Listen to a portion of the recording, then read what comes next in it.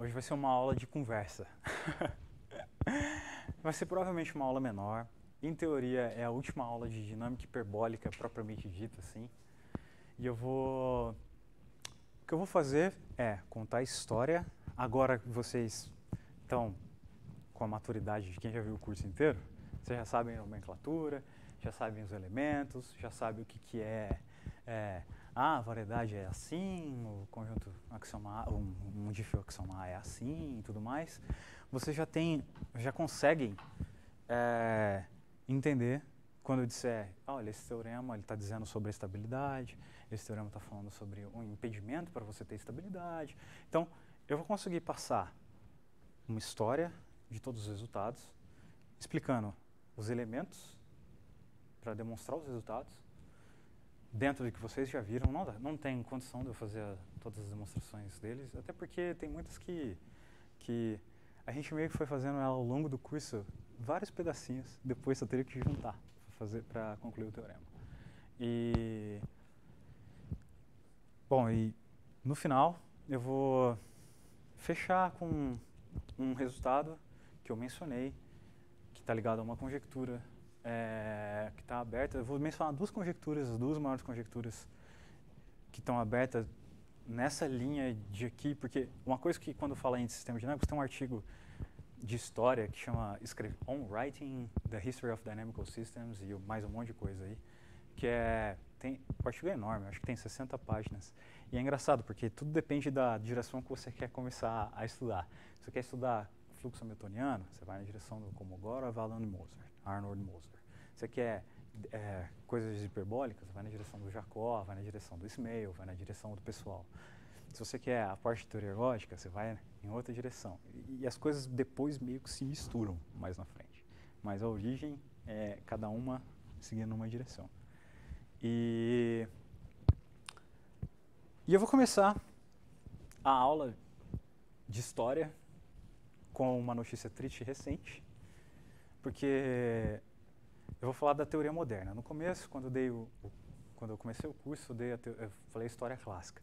A origem do Poincaré, aquela coisa mais histórica mesmo. Hoje a gente vai falar de história moderna, porque a história moderna começa em 62, com o Maurício Peixoto, que infelizmente faleceu faz pouco tempo. E vai ter até um evento em agosto em homenagem a ele.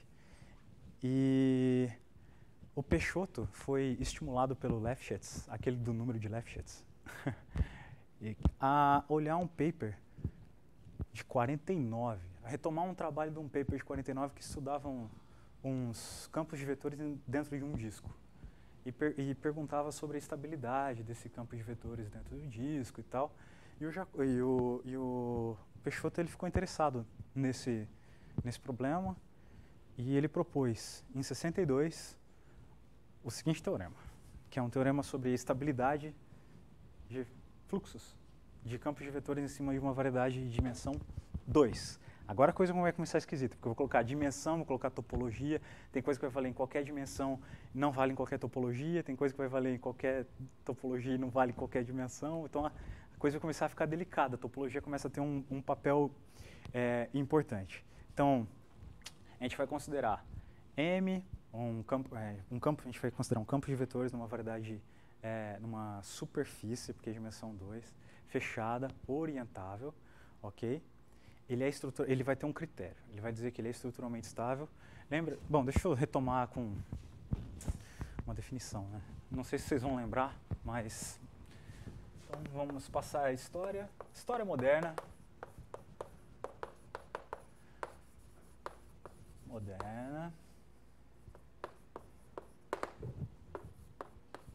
Alguns resultados eu vou falar sobre isso, de estabilidade e obstruções para hiperbolicidade.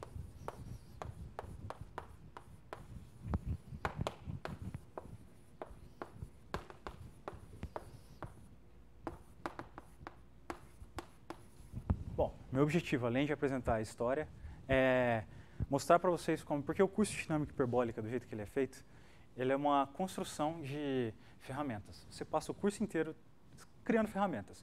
pegando uma variedade estável, aí você cria uma ferramenta usando a variedade estável, aí você ganha um lambda-lema que te diz que você pode empurrar pedacinho de coisa pela variedade estável, aí você cria o lema de sombreamento e chega no final, que é quando você estuda omega estabilidade, você vê como que essas coisas todas agem para se demonstrar a estabilidade do conjunto não errante, quando você tem axioma A.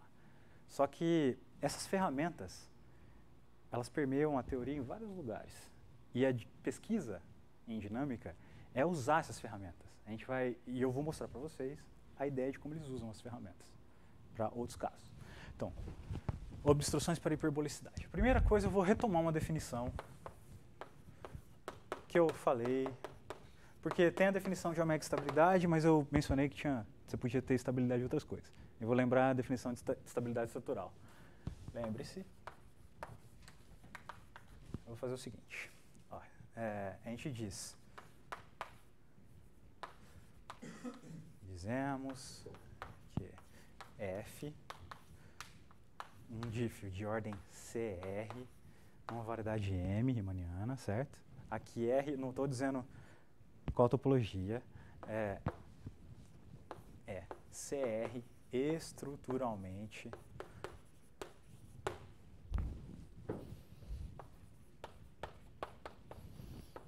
estável se existe vizinhança U aqui, tal que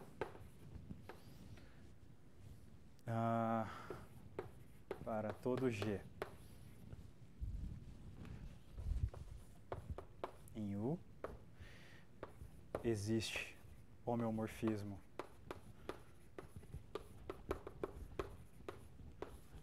H de toda a variedade em toda a variedade, tal que o F e o G são conjugados, né?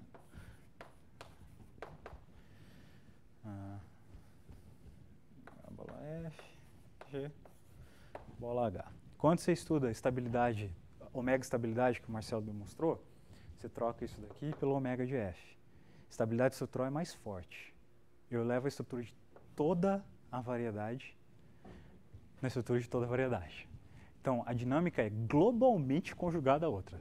Elas são realmente a mesma coisa em toda a variedade. E a história do modelo moderno desse tipo de coisa, o primeiro resultado, igual eu comentei, é o do Peixoto.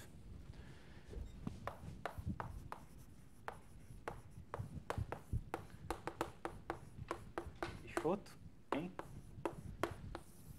62. Ele diz que se eu pegar um campo de vetores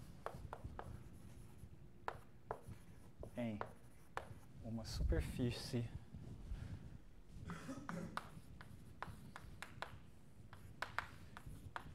fechada, ó, dimensão. Aqui, se eu colocar um N, já colocou uma restrição de dimensão. O primeiro resultado dele é olhando para dimensão 2, ok? É estruturalmente estável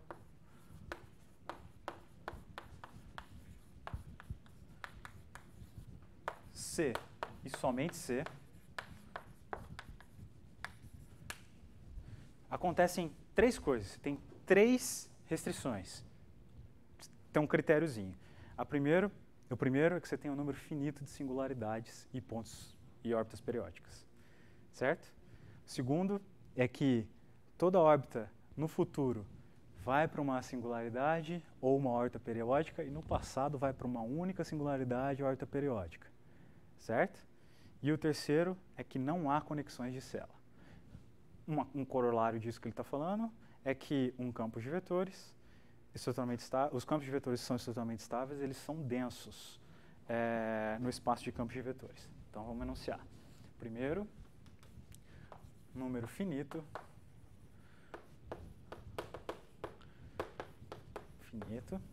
de singularidades órbitas periódicas.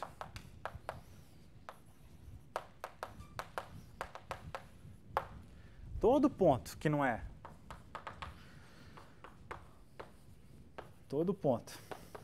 nenhum nem outro,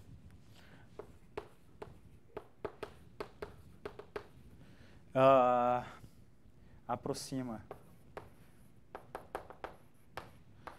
no futuro e no passado para um único ponto periódico, uma única órbita periódica ou singularidade.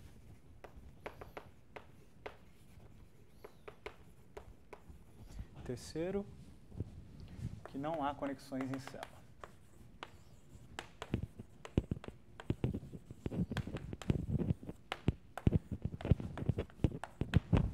Mais ainda, estou enunciando o teorema certinho, mais ainda, o conjunto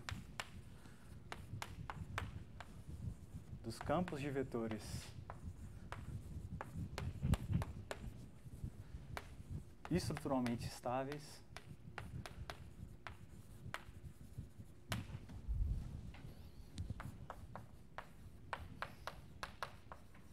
são densos no conjunto de campos de vetores.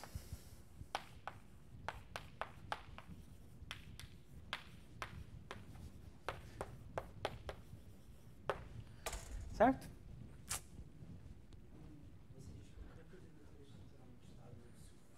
Sim, exato, o fluxo dele.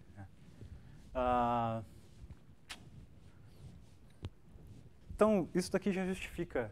Quando o curso de dinâmica hiperbólica começou a ser oferecido no INPA, se você pegar o livro do Jacó com Wellington, o primeiro capítulo, o segundo capítulo, é sobre campos de vetores. E a razão é essa origem histórica do primeiro resultado, dos primeiros resultados estarem envolvidos com campos de vetores. Ok? Bom, aí vem a mágica do mundo matemático e como as coisas funcionam. O Ismail viu o Peixoto falando sobre esse tipo de resultado, sobre esse tipo de teorema em Princeton. Os dois se conheceram, o Ismail era novinho, ele viu esse resultado e falou: caramba, eu acho que eu consigo subir essa dimensão. E ficou pensando sobre como ele faria para erguer as dimensões e como é que ele iria conseguir resolver esse problema de dependência e tudo mais, subindo para, por exemplo, dimensão 3, dimensão 4. Será que ele conseguiria provar uma coisa parecida? Bom, a primeira coisa é que falaram para ele que tinha um paper do Levinson que mostrava que em dimensão 3 tinha contra-exemplo. Então, do jeito que era, ele falou que não ia dar para rolar. Aí o que aconteceu? Ele falou: ok, não funciona desse jeito, eu não consigo fazer esse tipo de resultado em geral. Aí ele ficou conversando, começou a se interessar por sistemas dinâmicos e tal. E junto com ele e o Kupka, os dois, simultaneamente, em 63, certo? Eles começaram a tentar entender o que acontecia para F, mas eles começaram a entender o que acontecia para uma grande quantidade de caras ao mesmo tempo. Se ele não conseguia dizer que você tinha estabilidade estrutural propriamente dito, ele disse o que acontecia num residual. E aí começam os residuais. O que é um residual? O residual é a interseção enumerável de abertos e densos, certo?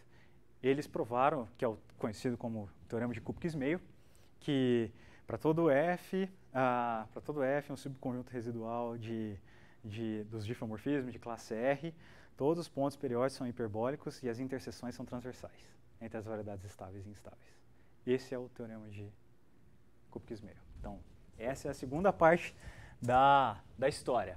62, 63, ele ainda estava... Ele não conseguia largar o osso, de que ele não conseguia subir completamente. Então, ele começou a cutucar. Então, veio o teorema... Não há conexões de célula. Não tem célula. Célula onde? Ah, não tem um ponto de célula. É tipo, não tem a variedade estável de um cara que vem conectando a variedade do outro cara e vira uma célula. Entendeu? Tipo, isso. De dois caras que estão fluindo no fluxo. Tá. Teorema de Kupke-Ismail.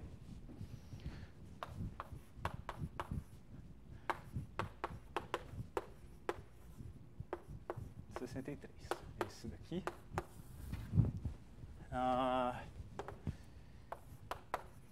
Em um residual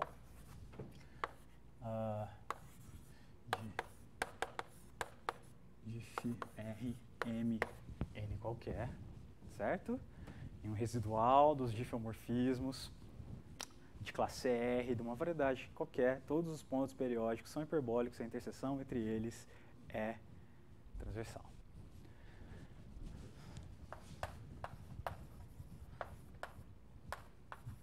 Pontos periódicos são hiperbólicos e as interseções entre eles, entre as variedades estáveis e variedades instáveis são transversais.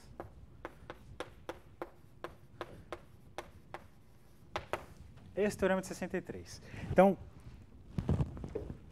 duas coisas sobre um teorema que esses caras fizeram.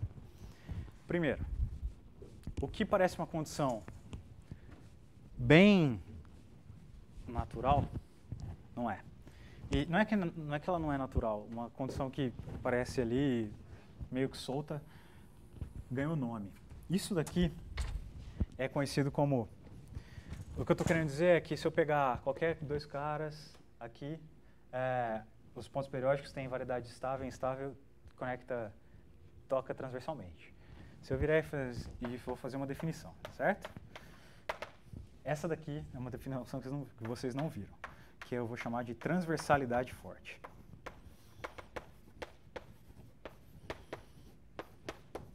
Essa definição nasce por causa disso daqui, que é a seguinte: se eu tiver F axioma A,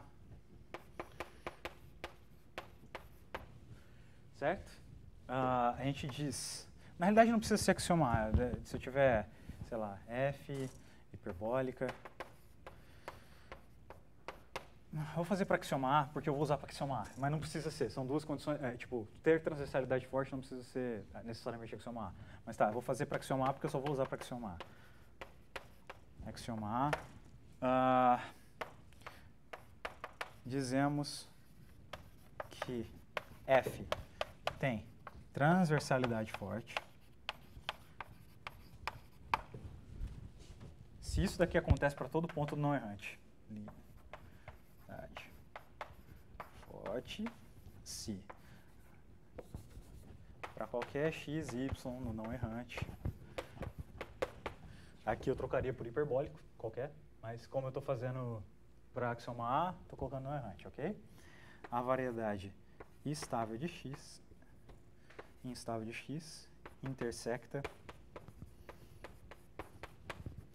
transversalmente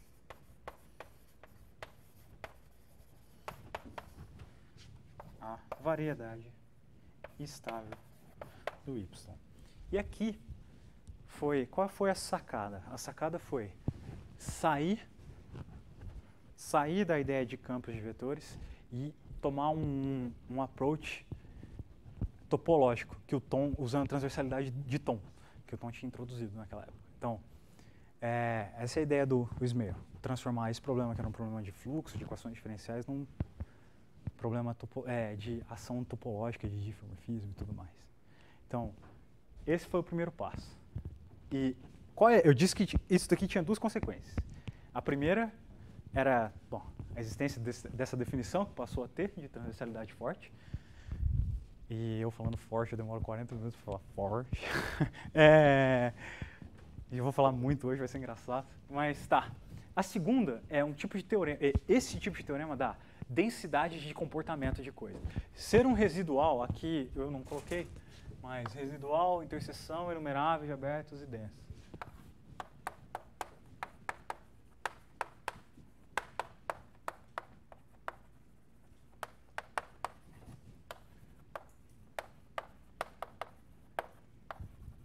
Ou seja, eu não tenho um comportamento de estabilidade, eu não sei o que está acontecendo, mas eu estou sabendo dizer o que acontece para a maioria dos sistemas dinâmicos.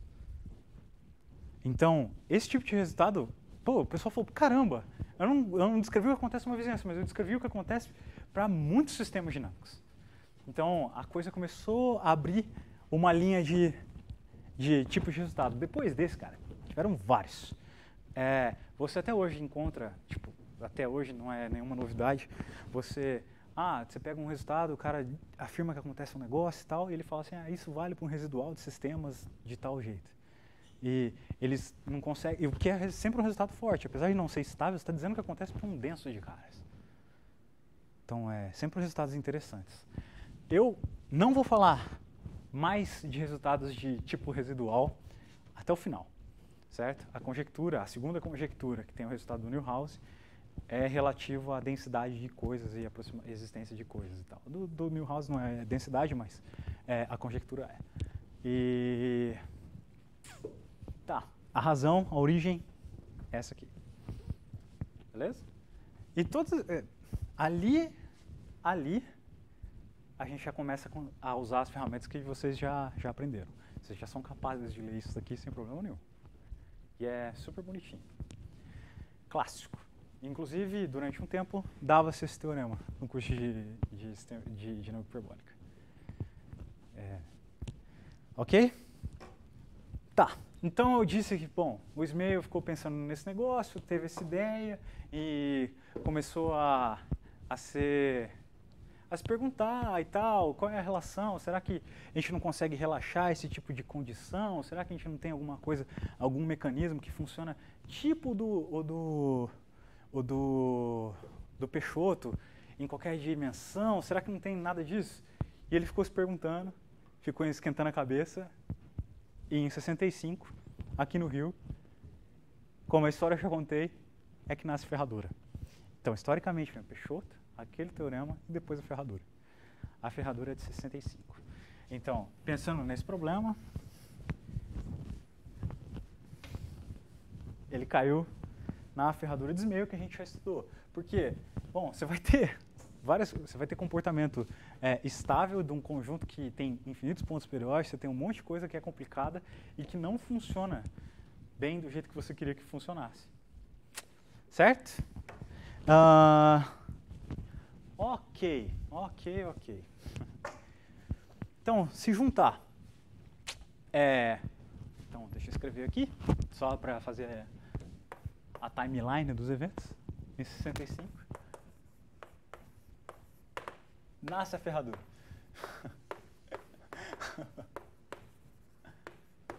Aqui no Rio, segundo o Ismail, né?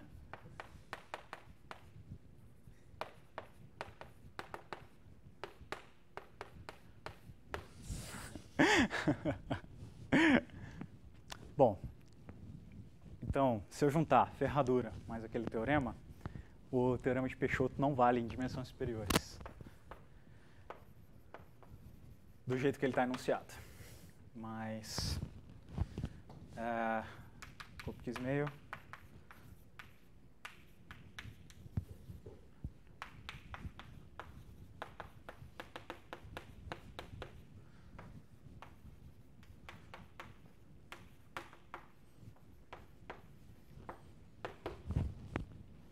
E é assim que a banda toca. Certo? Então a gente está caminhando bem. Bom, próximo passo foi inspirados nessas ideias. Não lembro, não vou falar para não falar besteira, mas em 67 é quando aparece o Anosov com o artigo dele, Geodesic Flows on Closed Riemann Surface Manifolds of Negative Curvature, em que ele introduz o sistema Janozov. E isso já dá uma ideia de coisas que são, bom, apareceu fluxo de Janozov, apareceu um sistema de tipo Janozov e que são estáveis. E tá, deixa eu colocar aqui a timeline, 67,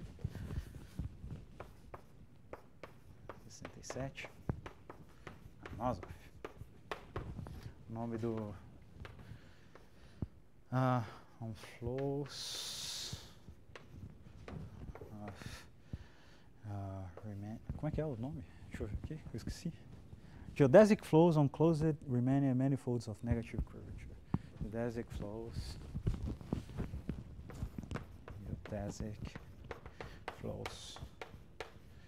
of closed Riemannian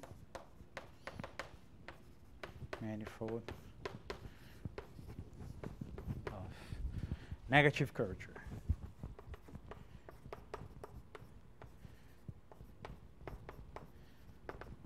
E aqui aparece o sistema Janozov, que é do jeito que a gente falou, que você tem hiperbolicidade em todos os pontos da variedade. E, bom, você consegue abrir uma classe nova de caras que são hiperbólicos e que são estáveis. É aí que se localiza a origem dos sistemas Janozov. Ok? O que aconteceu? O que aconteceu foi que o Ismail olhou isso, o Palles já estava em Berkeley naquela época, e historicamente, nesse momento, em 69 eles fizeram o preprint, o artigo saiu em 70, é aí que nasce o teorema de Palles-Ismail. Se eu tiver que não errante é finito, o teorema de Palles-Ismail ele é uma versão de dimensão qualquer, topologia qualquer, de uma coisa tipo Maurício. De um critério tipo Maurício. Só que isso daqui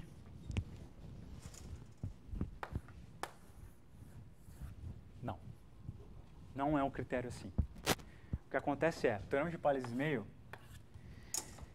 ele coloca, se eu tiver que não errante é finito e hiperbólico, e eu tenho transversalidade forte, então eu sou estruturalmente estável. Mas e a volta? Bom, deixa eu primeiro colocar o teorema.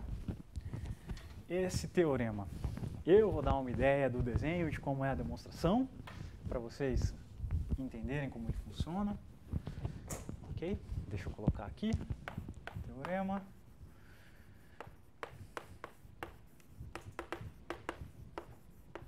Palles-Ismail.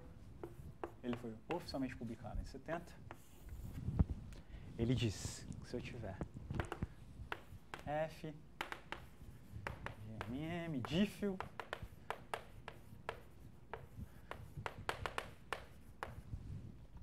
tá ok. Não é errante. É finito. E hiperbólico. Vocês já sabem o que significa se eu tiver um conjunto invariante finito, caiu na prova de vocês já sabem como ele é. Finito hiperbólico. F, tá vendo que eu não coloquei aqui? Eu não usei que é axioma A, mas eu tenho que é hiperbólico, então eu tenho transversalidade forte. Define igual, tá bom? Finito, apesar que ele aqui é axioma A, mas é outra coisa. Finito hiperbólico. F com transversalidade forte.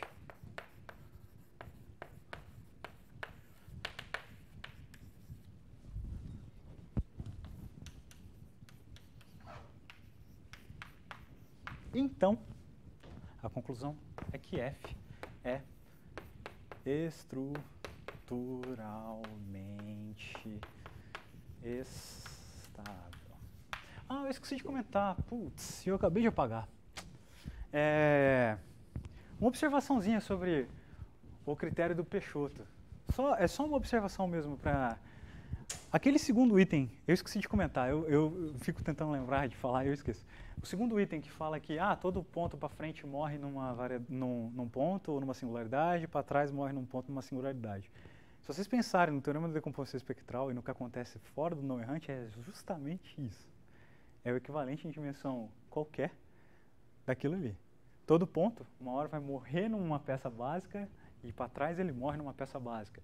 Lembra que eu coloquei o corolário, é que M é igual à união das variedades estáveis dos conjuntos hiperbólicos e da variedade que era igual à união das variedades instáveis dos conjuntos hiperbólicos? É exatamente isso. Todo ponto morre para frente numa peça básica e morre para trás numa peça básica. Então, o critério do Peixoto está vivo quando você tem...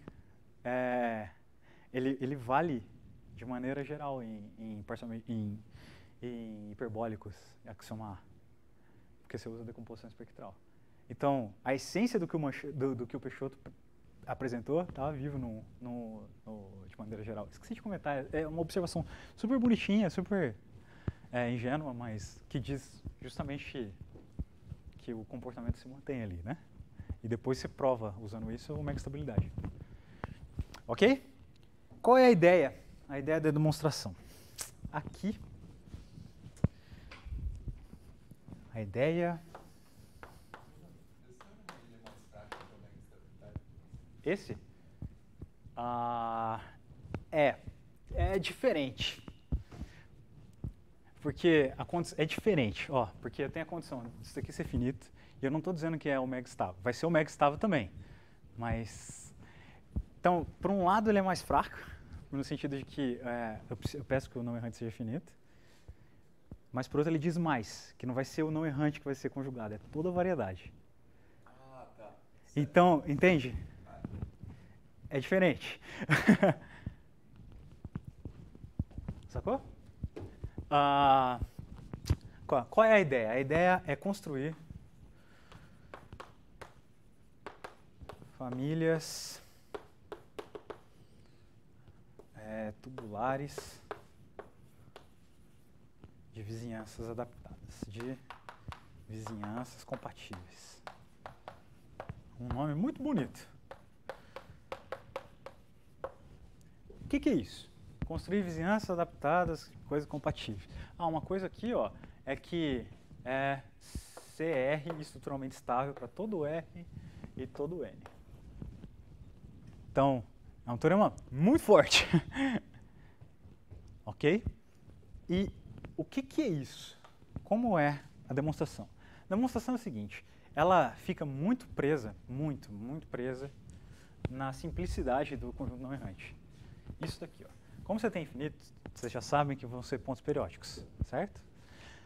Isso significa que em cada um dos pontos periódicos, tem aqui um ponto x, ponto periódico, nele eu vou pegar a variedade estável dele e vou pegar a variedade instável dele. Como é que a demonstração é feita? A demonstração é feita da seguinte forma. Eu crio uma vizinhança aqui e eu considero uma família de foliações que vão ser transversais. Ó, eu vou considerar uma foliação que vai seguindo a direção da variedade estável, da variedade instável. Isso daqui é uma vizinhança tubular instável. Isso, instável, porque eu estou na direção da variedade instável.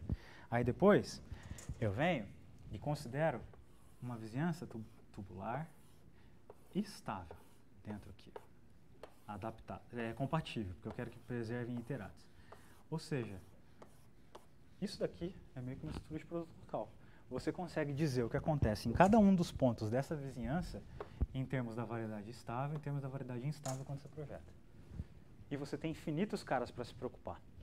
Aqui, para que você tenha CR, você precisa que as variedades estáveis e instáveis sejam CR mergulhadas e transversais, para que você consiga fazer essa coisa direito.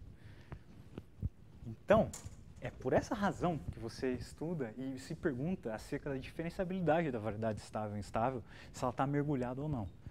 Porque com esse tipo de coisa, você constrói em torno de cada um dos pontos periódicos, que vão ser finitos, você constrói uma vizinhança dessa, você pega um G que está perto desse F e usa o sistema de coordenadas para levar um cara no outro, um cara no outro, um cara no outro em cada uma das vizinhanças, e no resto você vai morrer em um deles. Isso é uma hipótese a mais ou é consequência? Consequência. Ele constrói esse tipo de coisa. o principal lema é a existência dessas vizinhanças, dessa família tubular aí que ele faz. Entenderam?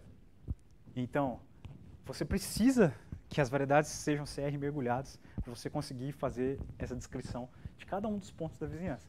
Você pega cada um dos pontos da vizinhança e consegue construir a conjugação desse jeito, usando o cochete. O cochete, não é exatamente o cochete, porque isso aqui não são variedades estáveis de ninguém, mas são folhas que seguem a direção da variedade instável. Ok?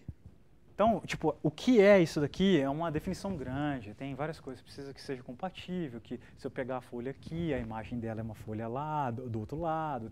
Então, é uma certa definição complicada aí. Tá, mas tudo reside nisso daqui. E como é finito, esse tipo de coisa é simples de fazer. Você consegue fazer em cada um dos pontos, e é super bonitinho, o artigo é extremamente elegante, cara, é muito gostoso de ler. E tá, um clássico. E ao final desse artigo tem uma conjectura.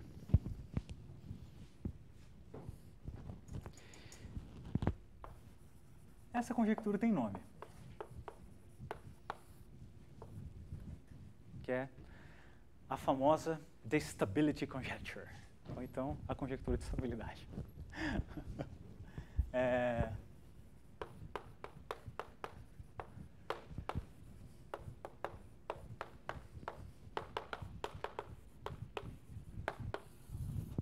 Bom, o Ismael já sabia, o Palles, a comunidade toda já sabia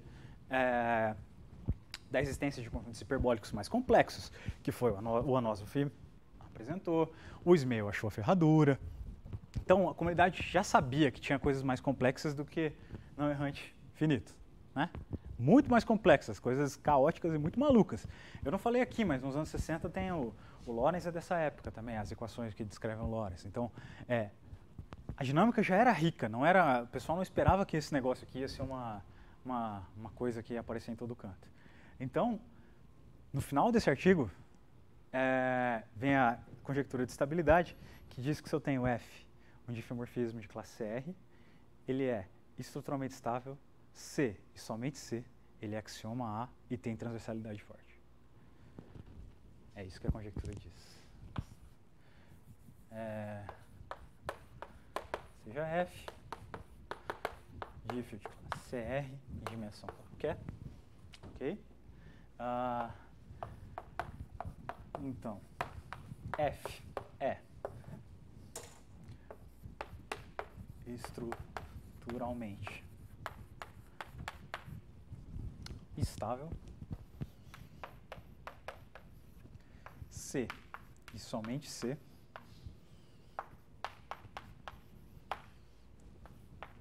F é axioma A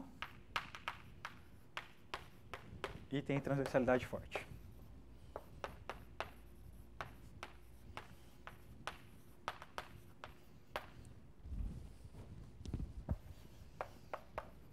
Uma observação sobre nome. Eu estou chamando de transversalidade forte, mas alguns lugares chamam de transversality condition, condição de transversalidade sem forte. Tem gente que... Só para saber, qual é o papel da transversalidade forte? Para manter compatibilidade das coisas. Senão, tipo, você pode ser que quebre as variedades troquem. Tipo, a folha troca e não fica transversal e você perde a estrutura de vizinhança que descreve, de estrutura de produto local. Assim, transversalidade forte. Tá.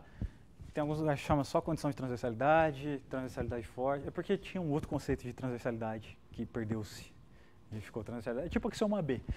Não, mas continua sendo chamado assim. Ok?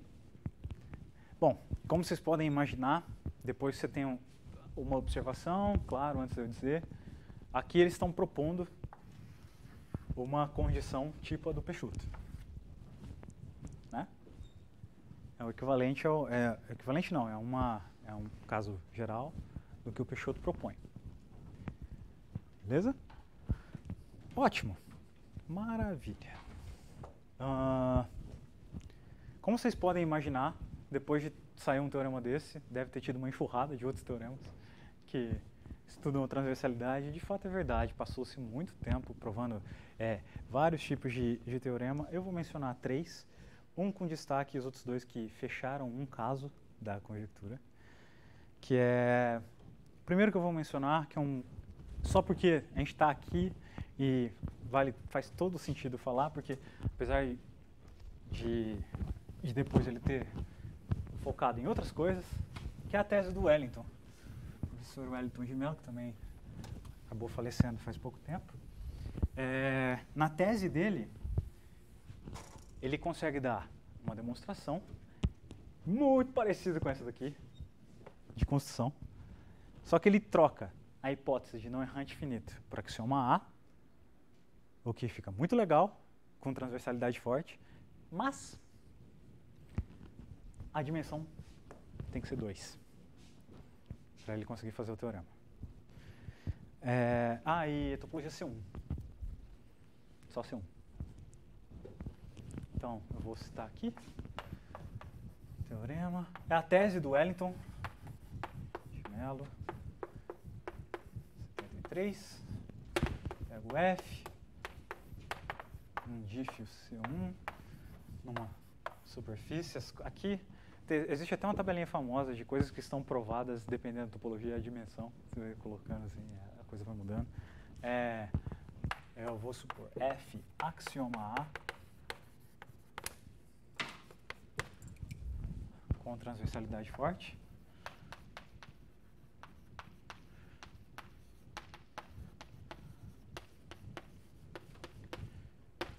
Então, F é extremamente estável.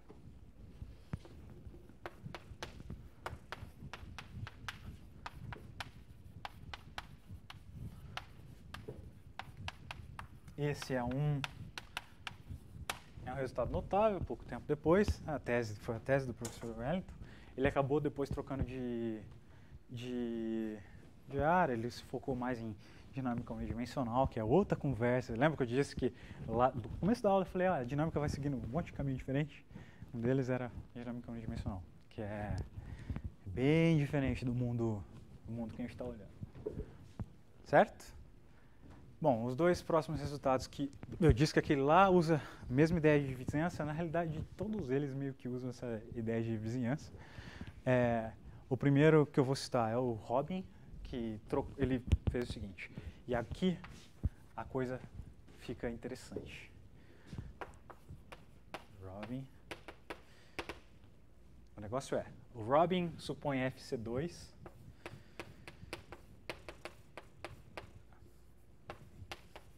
em M qualquer e conclui que é C1 estruturalmente estável,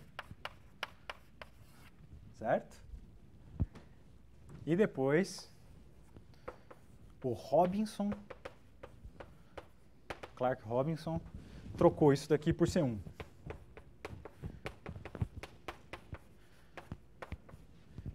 Também C1 estruturalmente estável. E aqui, meus amigos, nesses 3, mora o maior gargalo para demonstrar esse tipo de teorema. Lembra que, quando a gente falou de lema de sombreamento, eu falei que eu mostrei que existiam órbitas periódicas do cara que aproximava, que conseguia fechar? Que chamei de closing lemma de Anosov. Esse tipo de coisa, se eu tiver uma órbita que volta perto, são os closing lemmas.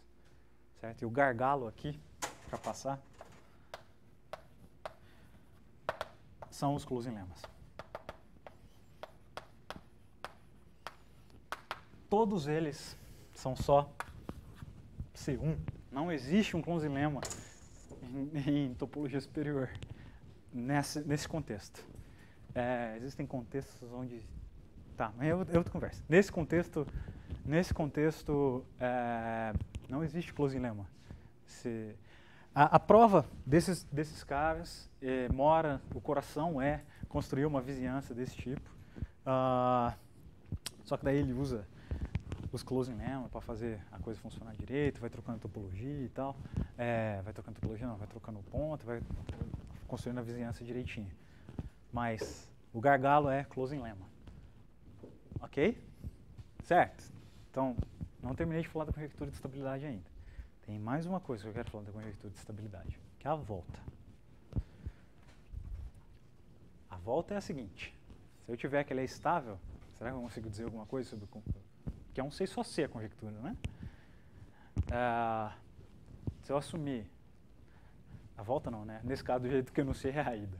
Porque aqui eu provei que se estrutura axioma A, transitoriedade forte, então tem estruturamento estável.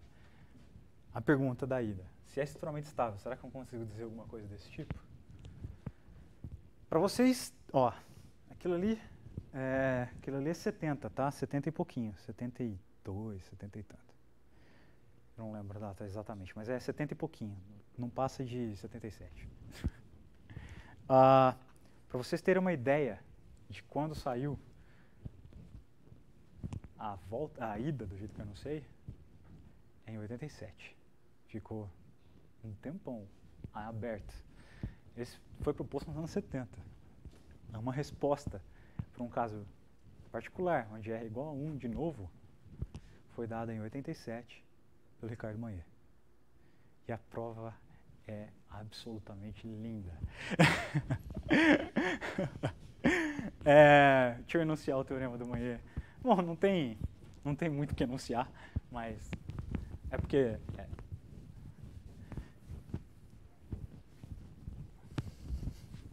é só a ida, teorema.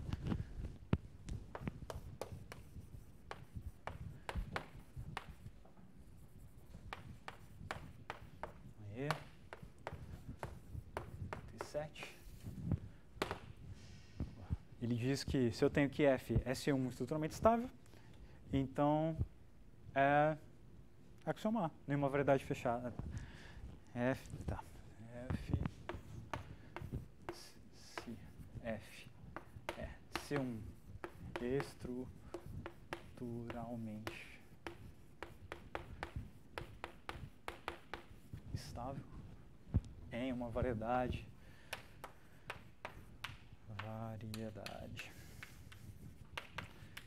riemanniana fechada. Então, ele conclui que ele é axioma A. Então, F é axioma A. O que essa prova usa? Tudo. A prova é construída encontrando um splitting dominado do negócio. A prova tem 50 páginas. Tem closing lemma, tem splitting dominado, tem consequências ideias, não é exatamente consequência, mas tem ideias da prova do ergodic closing lemma, que é um outro teorema famosíssimo do Mayer. Ele atacou tanto teoria ergódica e acabou saindo isso. Usa elementos de teoria ergódica, então é uma prova complicada. O artigo tem 51 páginas e sim blá blá blá, amigo. Murro na cara o tempo todo. E é absolutamente linda, de verdade. É muito elegante, cara. As ideias de construção de splitting, a ideia de por que você vai conseguir integrar depois. É tudo muito, muito fechadinho, tudo muito bonitinho, cara. E, vale a pena aí um dia aí que vocês tiverem nada para fazer. Folhear o artigo. Legal? Então, essa é quase a última palavra que eu queria dizer sobre a conjectura de estabilidade. O lance vou chamar a atenção pra caramba aqui. Para R maior que 2, maior ou igual que 2, está completamente em aberto.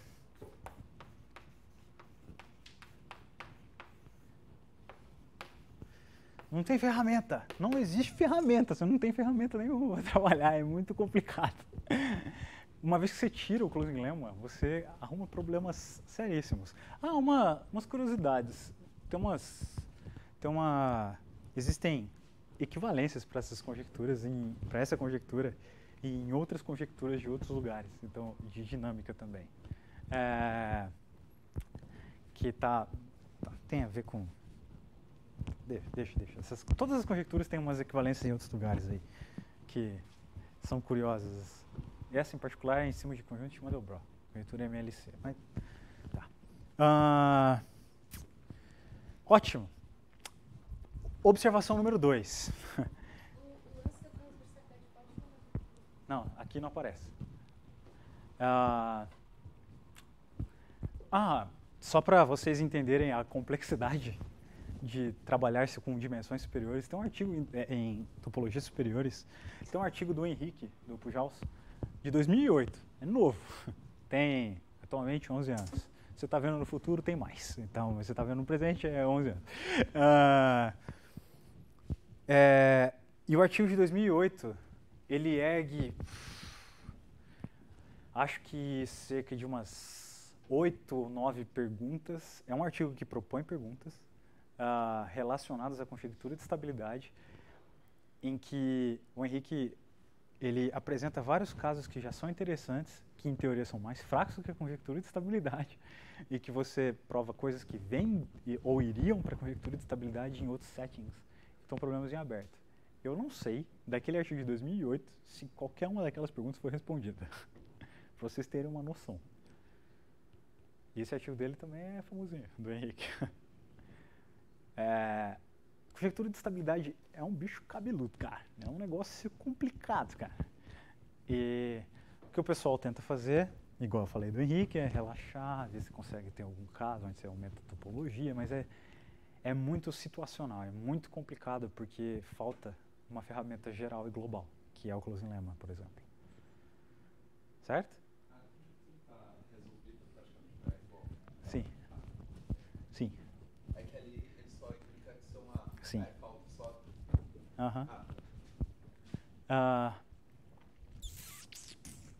Ótimo. Agora é o momento que eu vou retomar a outra parte, que é sobre densidade de coisas. Eu vou falar, esse é o único momento que eu vou falar de ordem invertida, a timeline real que aconteceu e a ordem que eu vou enunciar as coisas. Mas, bom, vou retomar sobre densidade de comportamentos. Vocês lembram que eu falei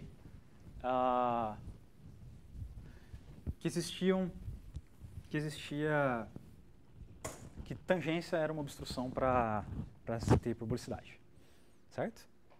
O resultado que eu vou falar do Neuhaus fala justamente sobre existência de abertos de tangência ou infinitos postos, ok?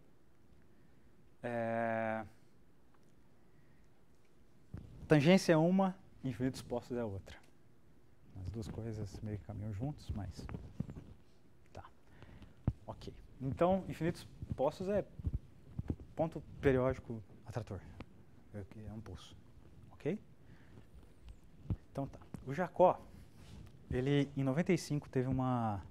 95? Agora eu posso estar quebrando a timeline. Eu não lembro se é 95, é 2000. Eu acho que o negócio aconteceu em 95 e depois saiu em 2000. É um problema de publicações, de palestras acontecendo em tempos diferentes. Mas ele tem uma conjectura. Na realidade, ele, de novo, mais um paper de conjecturas. Ele deu uma palestra em homenagem ao Adriano Adi. E ele propôs uma série de conjecturas, mas tem uma delas que é uma pancada e que está aberta até hoje. E é engraçado, porque a história que quando o Jacó propôs a conjectura de afinidade de postos atratores, aliás, afinidade de postos, densidade e afinidade de postos, está faltando uma palavra. O pessoal não acreditou, justamente por causa do segundo comentário, do segundo teorema que eu vou falar. E gerou-se uma discussão na época do negócio, gente acreditando, gente querendo atacar. Bom, tem o Jean-Christophe Yokoski, que tem uma história muito parecida com o IMPA, e ele olhou o negócio e falou: esse negócio não é tão simples como a galera que estava discutindo, estava duvidando, acreditava. E passou-se, algum tempo o pessoal batendo cabeça e não conseguindo derrubar a conjectura.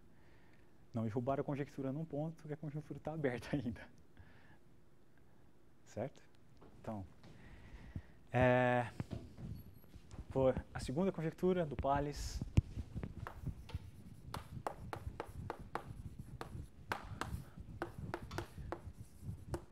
Aqui vai ficar uma dúvida entre 95/2000, certo? Porque eu sei que a asterisco é de 2000, mas eu acho que ele propôs antes, então fica nebuloso ali. Existe, então a conjectura é de densidade de finitude de poços.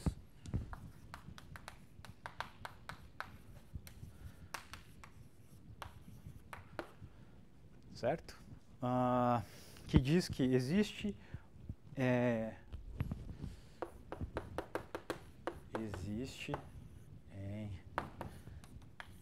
if M R maior ou igual do que 1, um denso D de dinâmica, tal que todo elemento de D tem infinitos atratores, cuja união da bacia de atração tem volume total.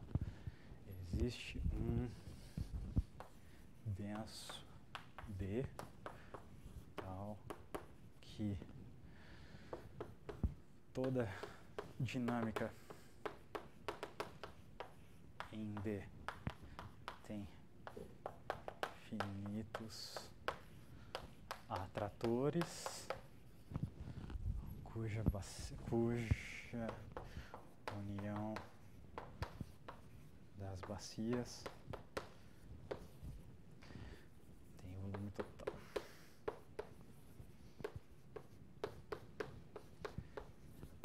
Isso daqui é o item I de uma série de 5 conjecturas. Isso aí gerou uma certa controvérsia, uma certa discussão por causa de um teorema que já existia do Milhouse, que vale em dimensão 2, em topologia CR, para R maior ou igual que 2, C2. Pode fazer ela em C2.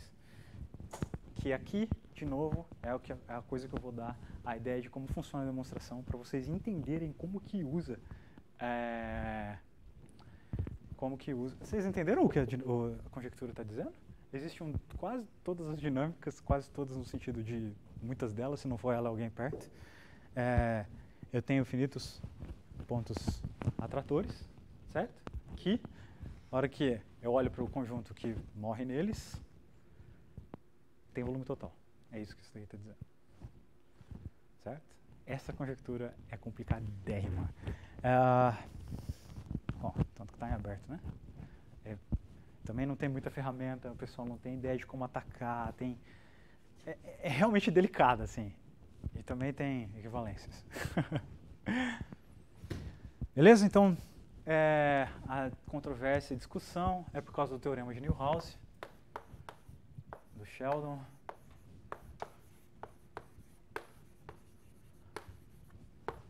De 79. Falei que era a única coisa que eu ia enunciar em ordem invertida, é que todo dífio de uma superfície, ok? Na variedade de dimensão 2, topologia CK, com K maior ou igual que 2, ok?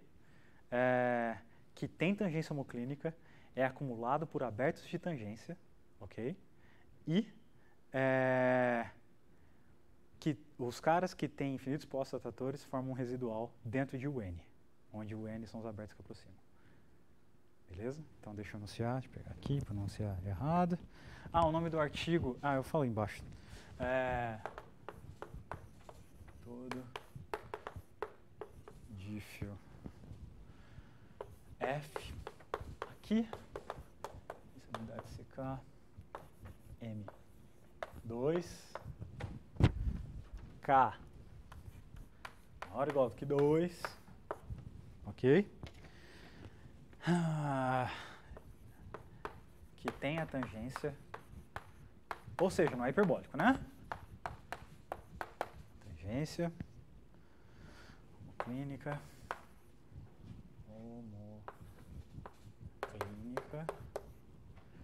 é acumulado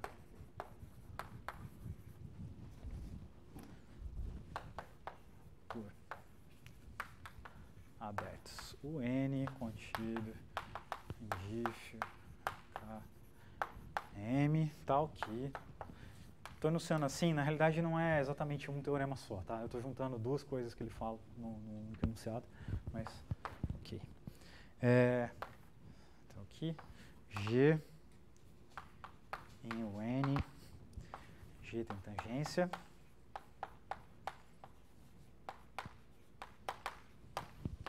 É denso em um N. Como rápido, Roberto, está? E o segundo, infinitos postos. G tem infinitos pontos periódicos atratores. É denso em um N. Esse é o teorema de Neuhaus. Esse teorema é outro que tem a demonstração muito lindinha. muito lindinha. E vocês vão entender agora. Esse é um exemplo em que eu vou dar uma ideia de como funciona. Não é a prova formal, é só uma ideia ilustrativa para vocês sentirem que vocês conseguem fazer, conseguem ler muitas coisas em dinâmica, porque o lance é, você vai usar, e aqui você vai usar a dinâmica. Como é que é a ideia? Como é que é a ideia do Neuhaus? A ideia é fazer o seguinte, ó. Eu vou vir aqui, vou arrumar uma tangência aqui. Certo? E agora vai entrar as coisas que... Já viram o Gugu fazendo conjunto de Cantor? Ele faz conjunto de Cantor assim? Então, a ideia é fazer o seguinte. Se eu tiver uma ferradura desse lado... Lembra que se eu tiver, dependendo do que for, se o conjunto for minimamente interessante, eu tenho uma ferradura aqui perto do pontinho que eu estou olhando.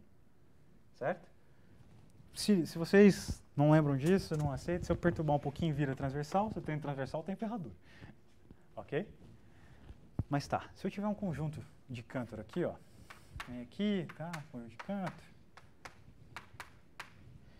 O que acontece é, o conjunto de Cantor é uma ferradura, estamos em dimensão 2, ok?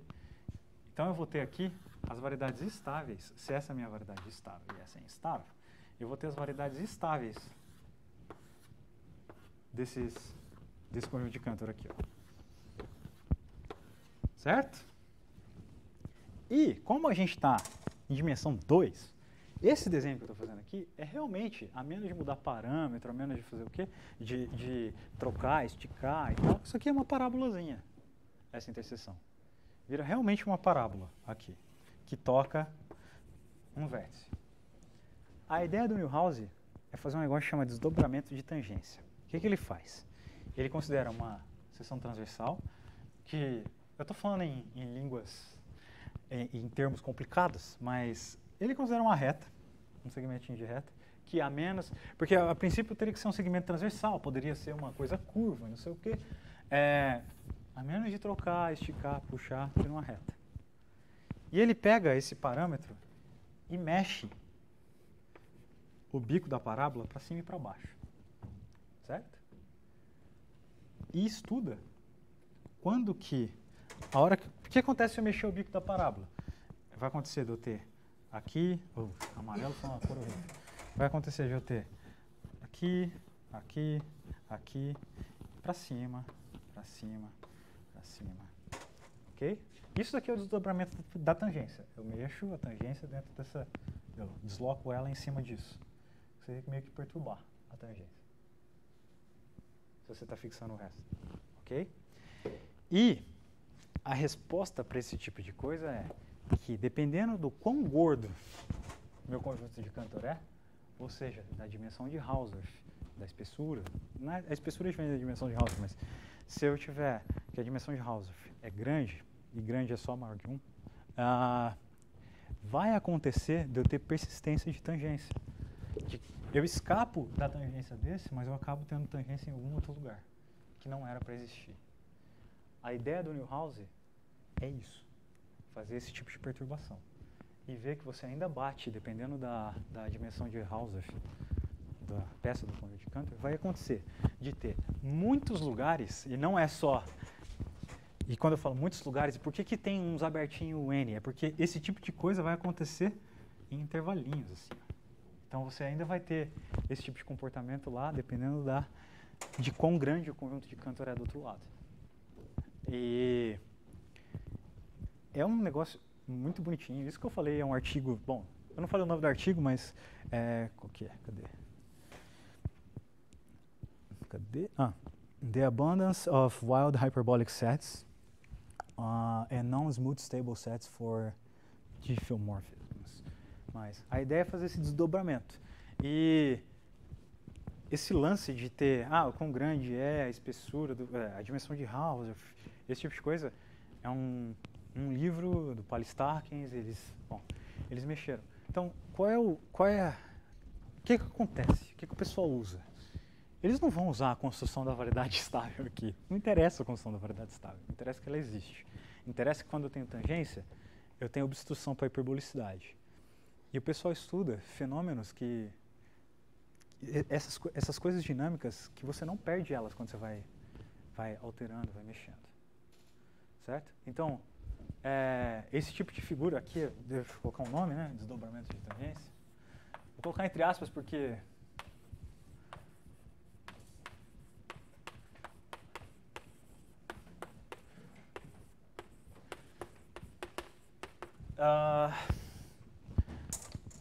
comentários de o quão perto a gente está de termos de pesquisa atual, assim. Por exemplo, dependendo de como é a dimensão de Hausdorff de alguns conjuntos de Cantor, é pesquisa do Gugu atual, é pesquisa dos alunos dele atual, estudar a dimensão de Hausdorff de alguns conjuntos especiais. Não são exatamente isso. Porque é uma pergunta natural pra caramba. Será que tem fenômeno de Neuhausen em dimensão qualquer, de topologia C1? Bom, C1 não dá por causa de estabilidade, mas tá. Entendem? Não, dá. Tá, mas... E outra, o pessoal introduz outros tipos de dinâmica. Cara, eu só falei a história da dinâmica hiperbólica, da conjectura de estabilidade e você destruir hiperbolicidade. Existem muitos desdobramentos dessas coisas. Existem caminhos que eu não falei, igual eu comentei do Wellington, do dinâmica unidimensional, não falei nada de dinâmica unidimensional. Não falei aonde que aparece, por exemplo, o Arthur, eu cheguei a comentar isso quando eu falei de variedade. Eu comentei alguma coisa do Arthur? Que ele mostrou que se eu pegar o operador de renormalização, que é uma coisa que está definida numa dinâmica unimodal, dinâmica unimodal é coisa unidimensional que você pega, você só tem, tá aqui o intervalinho, você só faz isso daqui, ó. Pega o gráfico é sempre uma coisa assim, tipo, isso aqui é uma dinâmica unimodal. Mas tá, tem um negócio chamado operador de renormalização, que você pega, aí você leva a dinâmica localzinha na dinâmica total, quando você vai iterar, certo? Se você conseguir definir isso, chama infinitamente normalizável e tal. E a grande os grandes resultados que o Arthur fez foi enxergar que o ponto fixo desse operador de renormalização, que tem aplicação em um monte de lugar, ele é um ponto fixo hiperbólico.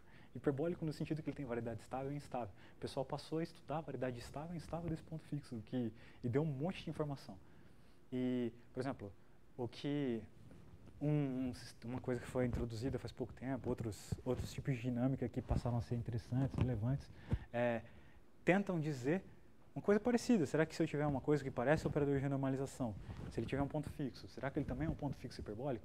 E para fazer um ponto fixo hiperbólico, você não precisa calcular. Você vai forçar um campo de Cone, você vai... Sabe, é bem mais pé no chão. Aí você usa todas as ferramentas que você tem uma vez que você tem hiperbolicidade. Você usa closing lemma, você fecha a órbita, você usa que tem atração numa direção, que ela é expansora. E você prova resultados que são muito bonitos, são muito fortes e deixa perguntas que estão abertas há 30, 40 anos. Você está vendo no futuro mais, mas ou já foi resolvida, vai saber.